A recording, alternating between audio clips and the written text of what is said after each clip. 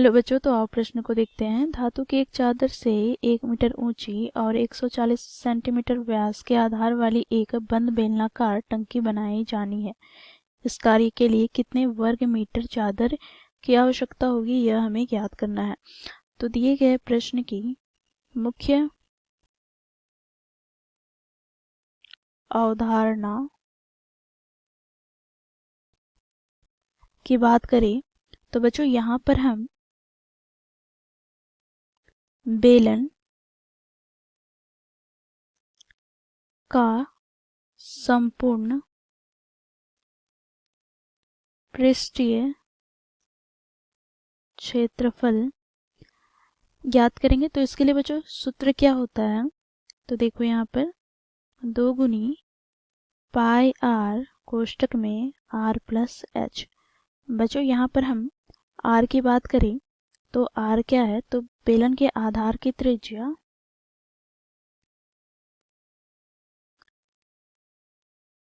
तथा एच क्या है, तो बेलन की ऊंचाई। तो इस मुख्य अवधारणा की सहायता से बच्चों हम दिए गए प्रश्न को हल करेंगे। अब बच्चों देखो प्रश्न में हमें बेलन का व्यास क्या दिया गया है, 140 सेंटीमीटर।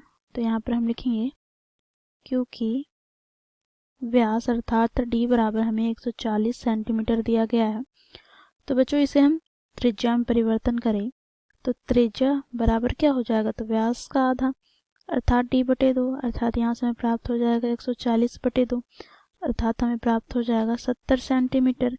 अब बच्चों इसे हम मीटर में परिवर्तन करेंगे तो हम जानते हैं 100 सेंटीमीटर बराबर 1 मीटर होता है। तो यहाँ पर बच्चों देखो हमें इसे क्या करना है, मीटर में परिवर्तन करना है। तो हम क्या करेंगे, 100 से भाग दे देंगे तो यहाँ से हमें प्राप्त क्या हो जाएगा, तो 0.7 मीटर। ठीक है।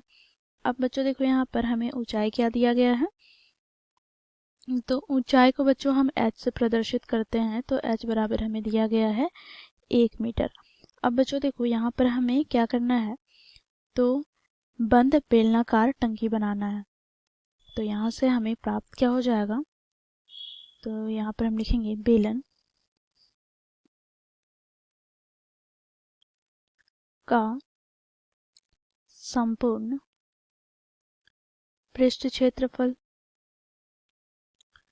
तो यहाँ पर बच्चों देखो बेलन का संपूर्ण पृष्ठ क्षेत्रफल ज्ञात करने का सूत्र क्या है, तो मुख्य अवधारणा में हम लोगों ने देखा 2 गुनी पाई गुनी आर गुना r plus H.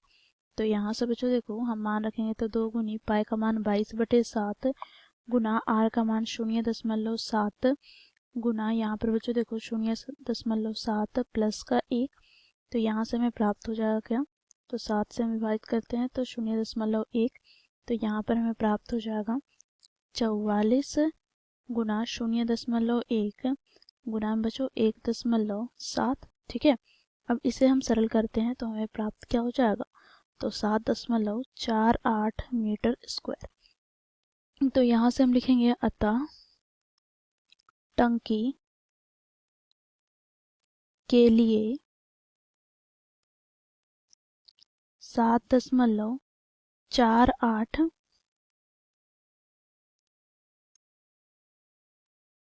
Metre square चादर की आवश्यकता होगी।